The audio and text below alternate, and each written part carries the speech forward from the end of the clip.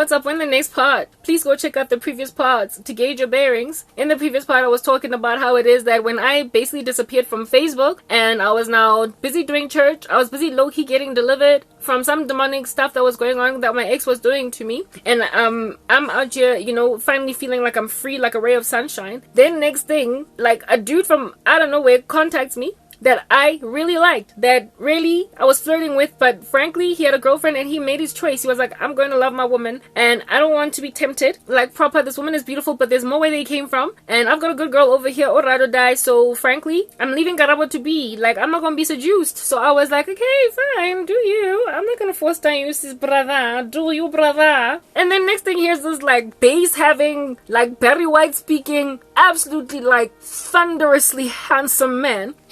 Asking me what I'm doing on the weekend, and I'm single, and I was already prepared to leave my man for him. I was like, hi, Abu Tiwiti King. What I'm doing this weekend is whatever you're doing. I was like, whatever you're doing, I'm doing it. But of course, I didn't say it that way. I had to maintain my cool. That's what's good. I was like, no, well, I mean, really, I don't really have much plans. Like, what do you have in mind? Why do you ask? Type thing. And then I remember I told you he was an account manager and he worked for MTN. And MTN has this like soccer tournament called MTN 8. And he basically had clients that he had to entertain at this particular tournament as an account manager for the business clients that got MTN. They were given VIP tickets to the finale between Kaizer Chiefs and Pirates. I'm not necessarily a soccer fan, but my goodness, I'm going to go to a soccer stadium and stand with your team if you're hot. I cannot tell.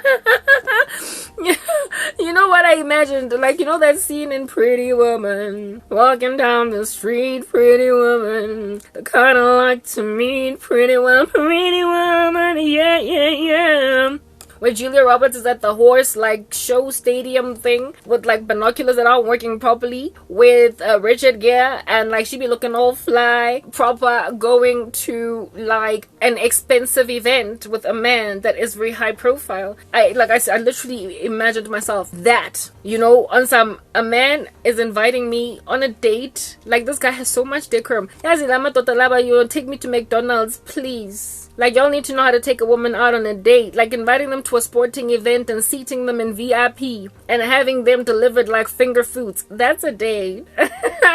When you bring a woman to your favorite activity, when you invite a woman to a function where you are entertaining your clients, that's a date. McDonald's on a first date. What's going on? And there was some guy that tried to do that. I was like, nah, I'm sorry. If you're not going to scale up on my ex, you just ain't gonna be right for me, because I'm not trying to downgrade. And like I said, my ex, like, yeah, he whined, he dined me, he like did all that stuff. And this dude, I told you, he was a carbon copy of my boyfriend. He knew how to do dates. This guy was just Mr. Perfect, except not. So he was entertaining clients as an account manager. And Eba Tungai, for real, you gonna go out here and introduce your clients to your, like, what you were, it would come to be discovered, attempting to convert into East Side Peace. Usiras, you are bringing a mistress or a side piece in the presence of your colleagues and your clients. Are you for real? I was like, yo, dude, make a decision proper before somebody done call you out, before you get like seen on television, before they zoom you on some kind of a screen and your ex then find stuff out. Like, how in the world you gonna go and introduce? Like, this dude was new at MTN. He was not. I told you that on the day that we met, he was basically his first day,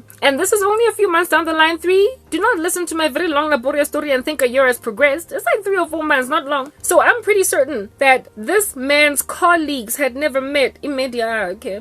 And the first time that his colleagues and his clients saw a woman on his arms was Karabo. Boy, you're playing with fire. You are bringing a woman that is not yours for the first time amidst a people that you could have a very long relationship with, because you might just end up working for this company for 10 years or something. The first woman you bring along is not the one that you are serious to basically go and marry. No, it is not that this dude was not serious, not trying to make me a side piece. He was actually really considering, like, properly me. I was like, hey, what's along? Anyway, I was happy. I could know you really, really want it. I mean, I'm lost. Okay, I'm not yet saved. And even though the Lord is calling me, this is pulling me like every wind of doctrine. Yeah. Very well. I'm like thinking, okay, I've never gone on a date to like a sporting stadium. I frankly think it's really fun. So woo, do it, kill it, whatever. And so he asked me, what are you doing this weekend? And then I tell him, and then he's like, well, I'm entertaining clients this weekend, in this particular, at this like little Soccer City, FNB, right? It was called Soccer City during the World Cup, but then it went back to being called to FNB Stadium, but in VIP, because you know he's entertaining business clients. Is got MTN. So when I was sitting in the bleachers, go extra. I told you. I felt like Julia Roberts in Pretty Woman at the horse game. Anyway.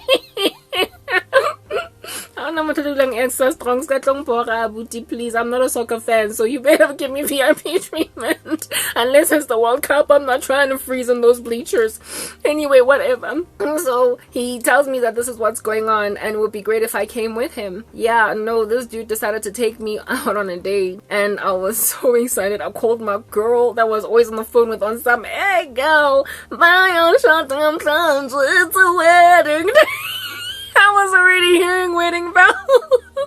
How are you hearing wedding bells, sisters? When this dude is friends with one of your exes, two of your exes, went to a high school with yet a third who has passed away. Lady, right now that you are aware of, last time you checked on Facebook, he was still busy touring the planet with this woman, and you're busy saying, so it's stop. Like, blow my sisters, just in kulega, relax, but people know. Like hot knock, but no, at this point, hot boy, and I'm going with this guy into the sunset. I'm gonna be Bonnie and Clyde. I don't care what hearts I break at this point. I want him. Remember, Peritone, Perry White, yes, like this guy was just everything in a bag of chips. Physically, moving on. So herein lies the circumstance. Crank is all excited about something that she ought not be excited about. My friend Niobe, she's like congratulating and applauding in my wedding. Chutana. Like Chutana. And he showed me. I was like, oh, girl, I'm so excited for you. And I'm like, sisters, really too, we need the Holy Spirit. And it's funny, because me and this friend are really busy fellowship, got the things of God, right? Thinking that we can basically both have a very worldly lifestyle and still love Jesus. So when I was telling her that I'm about to go, she was like, oh girl, I'm so excited for you. I'm happy for you.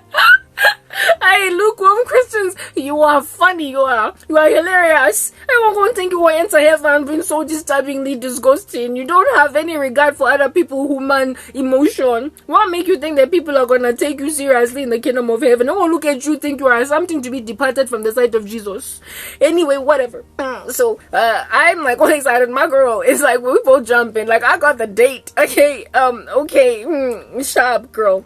So Saturday is gonna come, and then he tells me on the phone again, very well-spoken, eloquent man, my goodness, like, yar, okay? He's like, I'm gonna send you the itinerary over email, and then, I guess we'll keep chatting, like, in the run-up too. I was like, yeah, cool, now we're doing this. Very well, sends me the itinerary, and I'm so excited, and I'm already planning, what am I gonna wear? Like, I was such a little prissy diva girl with, like, the heels. He thought I was gonna rock up go stadium and get very heel. Hey, stadium, relax, even though I'm not a soccer fan, I'm not gonna rock up there, like a whole Dumont heel and gaga. I'm gonna know how to wear some cute flats, like, that's what's good, right? I knew how to be smart casual, looking all cuter type thing. Very well. This dude, the day before, he calls me again, the day before the date type thing. He makes a call. So this is a man that has a girlfriend. Baby, I love you, whatever, I'll see you. The girlfriend did not live in the city. She was based somewhere else, I think from Sebezi. I would know these things because I was stalking the guy on Facebook, okay, type thing. So I knew that he basically felt like he could afford to do this because his woman was far away. Okay, very well. So a game that I frankly was not prepared for, but like I said, I was already planning a wedding. Anywho, he contacts me the day before, and guys, this guy's chivalry, the things I wanted in a man, the devil, but when he wants to distract you from God, he will give you everything on a silver platter that you want. But this is a war between the kingdom of heaven and the kingdom of light, and God wants me high and low, no matter what. So the devil didn't stand a chance. The devil did not stand a chance. Like, he tried, but it didn't work. he brought this guy along who was everything I wanted and more, in a very worldly capacity. And when he contacted me on the Friday day before, I guess the Saturday before this like soccer match type establishment thing, here it is that he calls me, and what he said was just music to my ears. I was just such a strong woman. I had been with a man that I was basically driving around. Remember, he didn't have a driver's license until he got one, then a car. I was carrying the relationship, and indeed that's a ride or die thing that you do when your man is still kind of on the come up, struggling. Then later on he's gonna, you know, bear you up on his wings, and you're gonna fly out here in these streets, and he's gonna be like a private jet. I was prepared to wait for that, but remember, he was passing me shade and he was giving strong ugly vibes, and in this particular moment we'd broken up. But I was tired of being a very strong woman that's kind of manly, carrying the show, you know. It was heavy. I wanted to just be swept away. I wanted to be driven around. I wanted to be picked up. I wanted to be dropped off. I wanted to basically be catered to the way that men cater to women. And I wanted a man that, despite understanding my financial girth, despite understanding all the things I have, owning my own apartment and everything, that I still nonetheless wanted to be doted over and spoiled and showered with feminine, light-hearted treatment, like I didn't have a single asset. I wanted a man to treat me like I owned nothing, and he took me from the Blasies, you guys, and just did a makeover on me, put me up in the house, and loved the living daylights out of me. I wanted that. I wanted a man that would ignore my salary, that would ignore my car, that would ignore my apartment, that would ignore my clothes, that would, and just basically want to do it all for me. A man that would know that I'm earning a strong salary, but that would insist on paying the bill. That's what I wanted. And I was pretty sure that my ex would have been able to get there and do that for me willingly. He wasn't able to just yet, but he was acting a fool in so many regards. So I basically went and found myself a version of my ex-boyfriend that had already gotten to a point where he could do that for me. And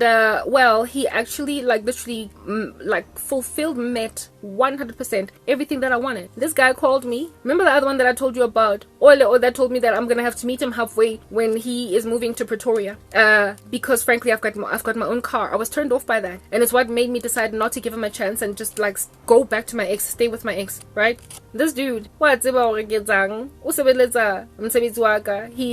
knows what I do. He works for my company. He went on the active directory, knows what my job title is, knows that I got a promotion ever since he started working for the company, because ever since then I had gotten a promotion from coordinator to project manager. Was able to gauge more or less what my salary is, therefore, because of the level that I was at. Knew that I had my own apartment, knew I had my own car. Basically, I was a woman that could hold her own. And despite all that, he did exactly what I wanted. Everything that I wanted. For him, it was like, I've got my own job. I've got a job. I'm a man. And mine is to love, care, share, provide, and basically bear a woman up, whether or not she's got her own everything. And that, yes, like that guy, he stole me away. As he, like lightning strike, tornado, hurricane, he blew me off my feet. In one date, he prospered to do so much damage, but also cause so much joy. For crying out loud. In one date, this dude did damage and beautiful, glorious building. Anyway, whatever. He was a still quiet lake and a ravenous inferno all at the same time. An ocean that is bustling and teeming at the folds with dust and mire rising up, but at the same time, he was a beautiful, beautiful mountain top with a lovely view. It's like, how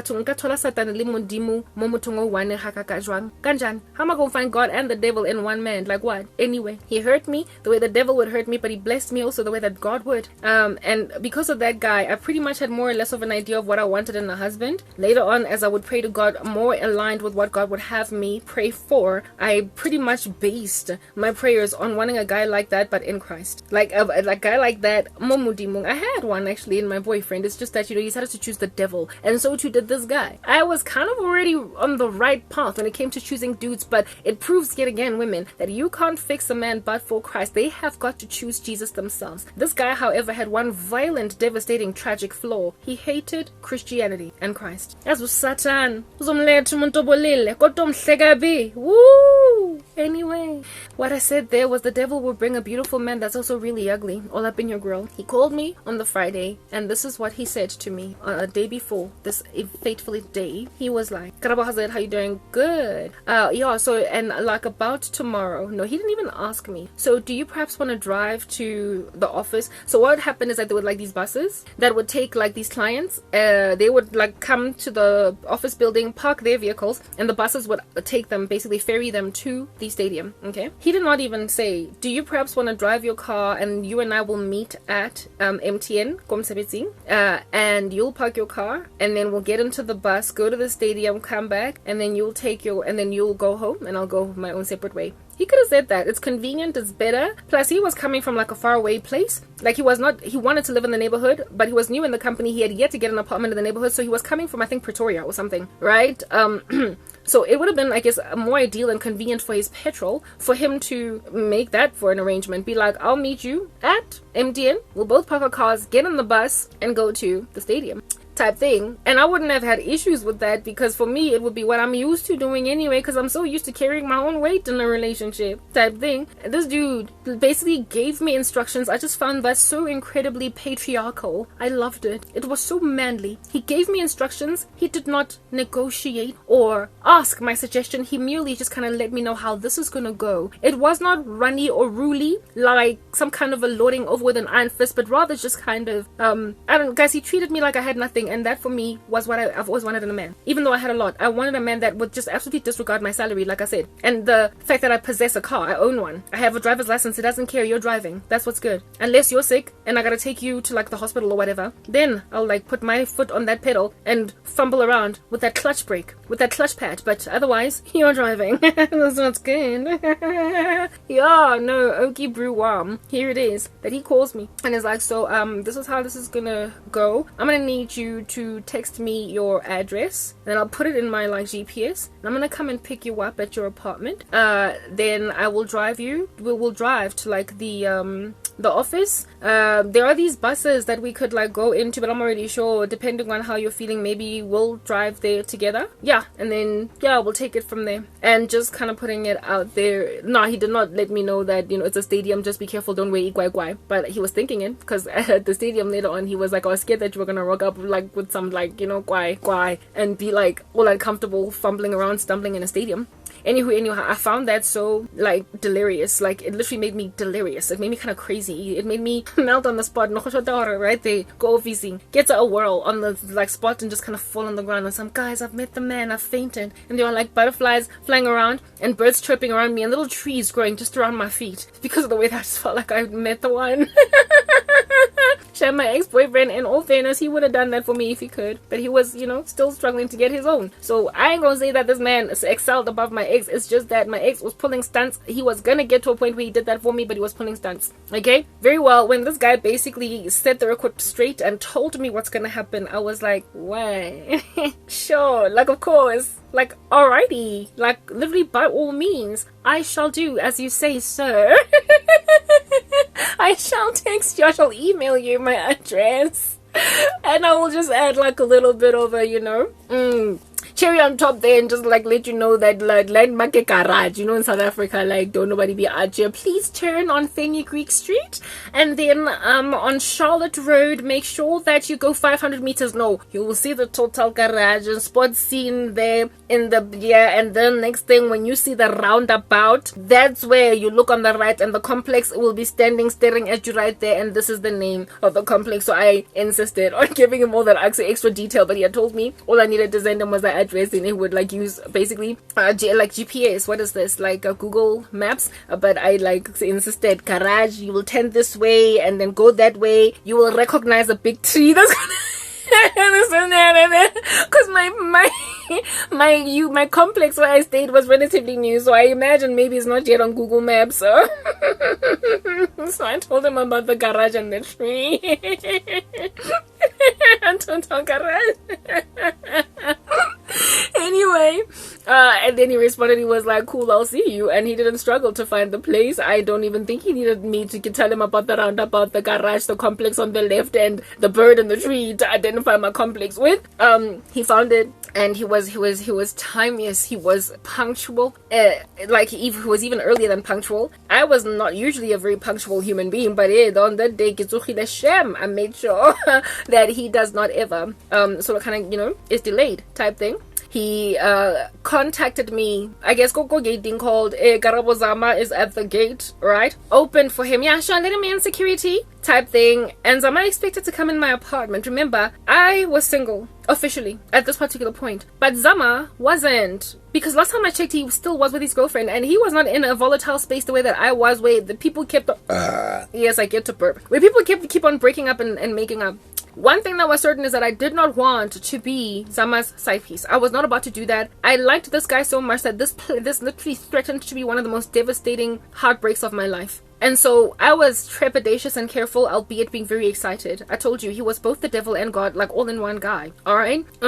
So I didn't want him coming into my apartment. I did not want him coming inside my apartment, sitting on my couch drinking my water or my juice, and basically just seeing if, you know, he can't maybe, you know, kiss my cheek or whatever. I didn't want him thinking that this is going to end up in a one-night stand or I don't know, something of that nature. Like that I'm going to put out. He knew I liked him. He knew I was basically spazzing over him. Alright, on the floor I could have been having an epileptic fit in his presence. He knew I liked him. But he also liked me. Enough to display that whenever I have disappeared from Facebook, he then calls me and tries to, like, you know, hang out or whatever. This was the thing about this human individual. And I was not about to have a man who basically imagines me a perfect fit, just get what he wants out of me, since he is disquieted by the prospect of leaving his girlfriend for me because he's not sure if that's the right decision. There is this show on Netflix called, is it The Perfect Match or whatever, or The One? Yeah, it's called The One, and it's basically about this woman who invents some kind of a machine that is able to find anywhere across the world the perfect match for any person that joins with her agency. And lo and behold, this match is so accurate that when these people see each other, even if the one person does not know who their perfect match is, they just have instant chemistry. And even if these people are married or if they're in a relationship or whatever, they will throw apart all of their lives just to be with the one people. But one guy is married to a woman, and his perfect match, his wife, the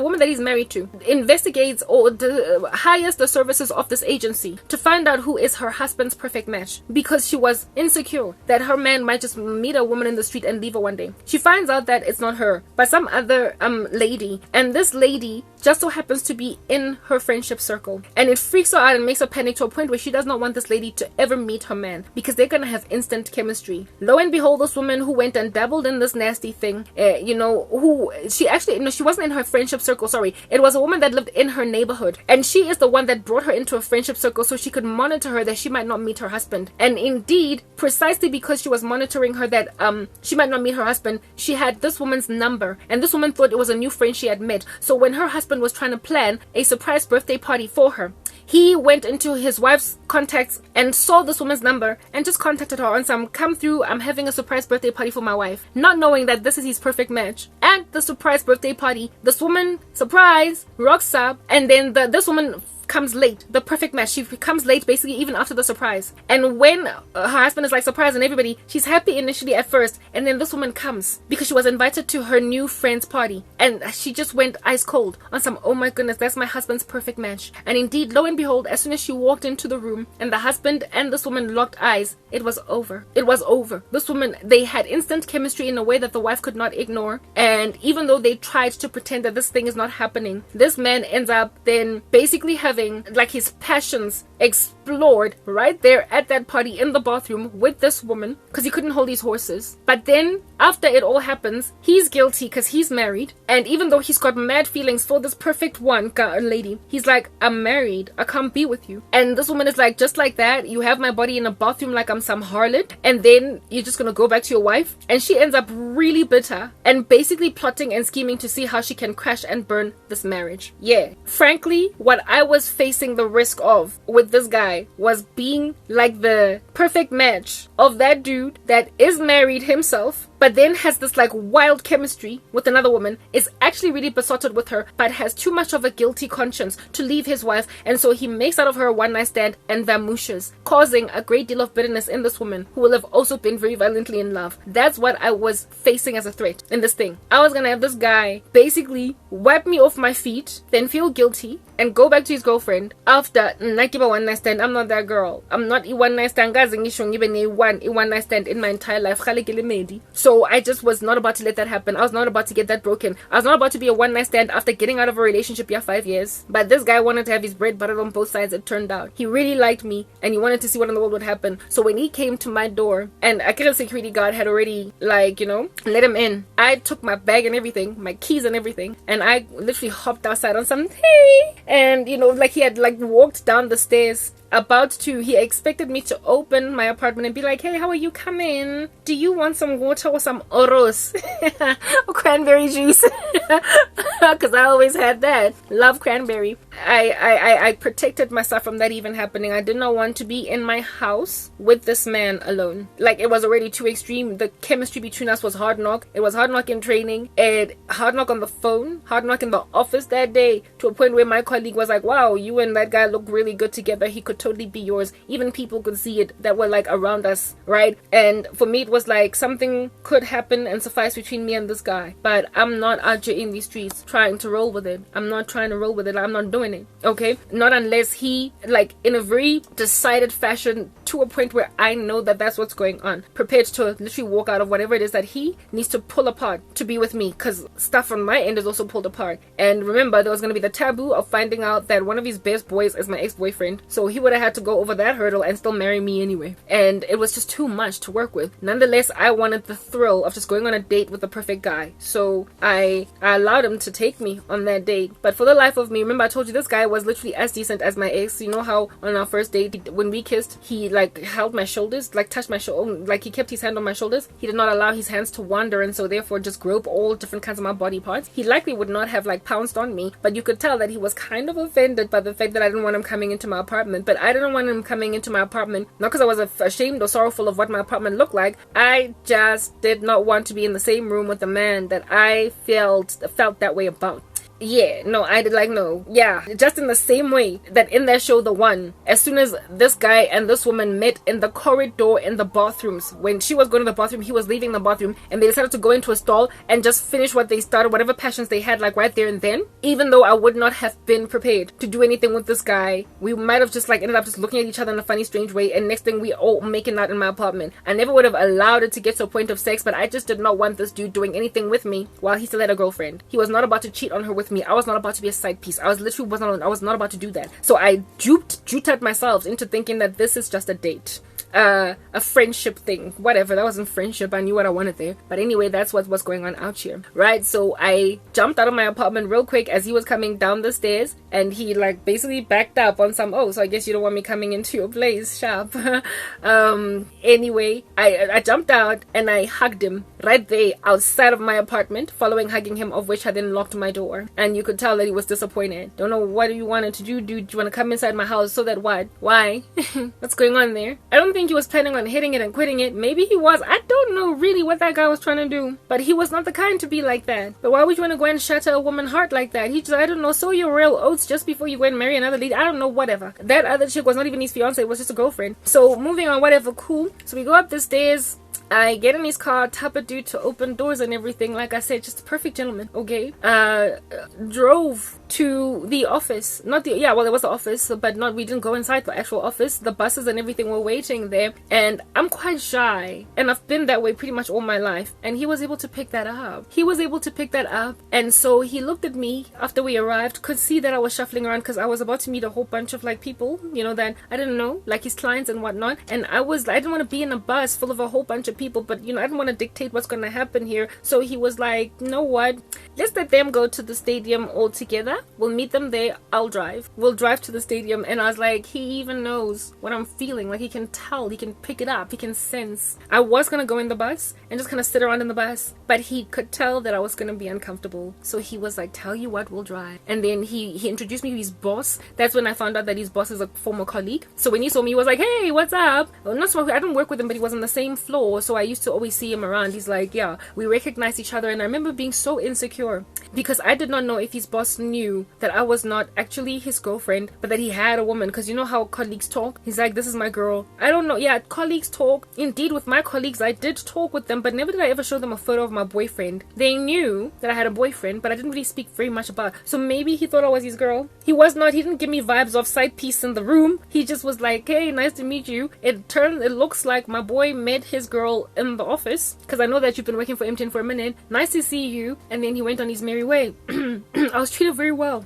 The whole time we drove to, remember this guy every so often would manifest a mean streak. I have car sickness like Papa. I can get nauseous if I'm not driving. I have got to be driving. So as he was like getting on the highway headed towards Soccer City or FNB or whatever, I started to feel bilious because I have car sickness, but it's not like too super severe. And so far as the aircon is on or the window is rolled down, I'll more or less survive. Okay. And so I started to feel some kind of way. I was like, oh my goodness, I'm car sick. And he looked at me on some, whoa, almost as if they're like, yo, you don't you dare vomit in my car. I was like, so if I'm going to be your girlfriend, are you going to have no regard for the fact that I've got car sickness? That same mean thing that he did where he was like, I didn't realize that I was supposed to call you. He did it again. He just kept on like more from glitching and twitching into this mean vibe, and then he would like bounce back into gentleness again, like gentlemanness again, in which event then I was like, hi, whatever,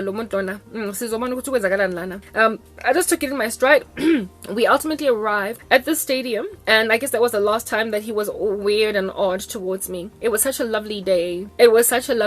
His clients thought I was his girlfriend. They kept on referring to me as such, and he did not correct them. They kept on being like, yo, so no, this man, you must keep him in a bunch, your boyfriend, and he would just laugh at the jokes they were throwing and talk to them and not correct that. And I remember just looking at him on some, this is awkward for me because it's awkward because we haven't spoken about what's going on here, and here it is that your colleagues are calling me your girlfriend, but I don't know, whatever. I didn't drink alcohol. He did, however, I believe like have a beer or two. I was at that stage already. I had stopped drinking, so that was one other thing that I had an issue with. My boyfriend, my ex, had quit drinking. He was a drinker, but remember, the reason why my ex quit drinking was because of the fact that he could not hold his liquor. But this guy was still a drinker. He was also driving. So I remember just thinking, how in the world am I going to regress back? I wanted a guy that did not drink alcohol, but he was drinking. He had 1 or 2 beers. That's all he had. He did not inebriate himself after all. He definitely did not excel the legal limit or whatnot. He was responsible with it, but it was like small little compromises, things that he said and did that I was like, whatever, I don't care. 1, he had a kid, and I didn't want a guy that had a kid. 2, the alcohol, but it's not like he was an alcoholic. That's what I said, right? And then there was the bomb that he dropped. I did not even have to raise it myself, but he was like a storyteller, just like my ex. They were so similar.